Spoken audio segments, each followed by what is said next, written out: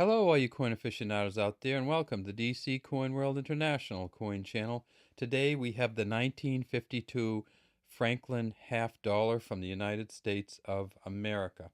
This coin is a silver coin, and its silver value alone is worth probably about $6 US. So if you melted this down and sold the silver, it would be worth $6. So we know it's worth more than that. In fact, this one's probably worth 10 or more dollars in this condition, which I would say is pretty close to very fine. Somewhere between fine and very fine, but probably very fine just because of its age. So we're talking about a coin that at this point is 67 years old, and it seems to be in pretty darn good shape. It's a heavy coin. It weighs 12.5 grams. It is 30.6 millimeters in diameter and 2.15 millimeters in thickness. This coin was first made in 1948. The U.S. Mint was looking for a new half dollar to replace the Walking Liberty, and this is one of the old Walking Liberties. This is a 45, so this was the coin that preceded it. This was the half. This one's a little worn, you can see, and there's the other side of it with the big eagle on it. So they wanted to replace this coin with a new coin, and when they did that, they came up with this Benjamin Franklin. The director of the mint in 1947 wanted to put Benjamin Franklin on a coin, so she asked John Sinnock, who was the chief engraver of the mint, to prepare an image with Franklin on it. Unfortunately, Mr. Sinnock died before he fully finished the design, so the design was taken over by Gilroy Roberts, who finished this. But if we look on this coin and we tip it up a little bit, you'll see that Mr. Roberts still left, and the mint still left, John R. Sinnock's initials on here. So we see the JRS down here underneath in his neck. If you tip it up, JRS. That stands for John R. Sinnock, who was the chief engraver who started this coin, but who died during the engraving process. And Gilroy Roberts of the famous GR initials on some of the coins that came after this finished this design. To top it says Liberty. Underneath Ben Franklin's chin it says 1952, and in the bottom it says In God We Trust. On the back we see it says United States of America, and a lot of people get a little well, they get pretty interested in this tiny little O up here, and that was always by design. That's not any error or any mistake that they made.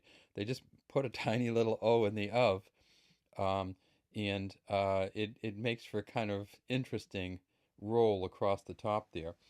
Here on the left we see it says, left of the bell it says E pluribus unum. On the right of the bell we see an eagle, and these eagles have a different amount of feathers here on some of the coins. Some you can see the full four. This one you can't see the full four, so this would be classified as a type 2 with the 3 feathers rather than a type 4 with the 4 feathers. And I think we might have a type 4 here. Let's take a look and see if this is a type 4. 1, 2, 3. We can see 4 full feathers. This one you really can't see the 4 full feathers, so I believe this is a type 2, but either type 1 or type 2, that's what you look for over there, is those feathers to make a full determination. At the top we see there's the wooden hanger for the bell. We see how the bell comes down and it is cracked, and then the clanger, or whatever you want to call it, is here. Underneath it says half dollar. So nowhere on these halves does it ever say 50 cents. None of the halves say 50 cents on them. They all say half dollar. Now on a coin in somewhat better condition, you can see lines across here, and you can see words on there. So this again, I'm showing you the 63, which we did the 1963, which we did a video on also. You can see there are lines going across here. There are words. There's a date up here on it. There's lines going across the bottom.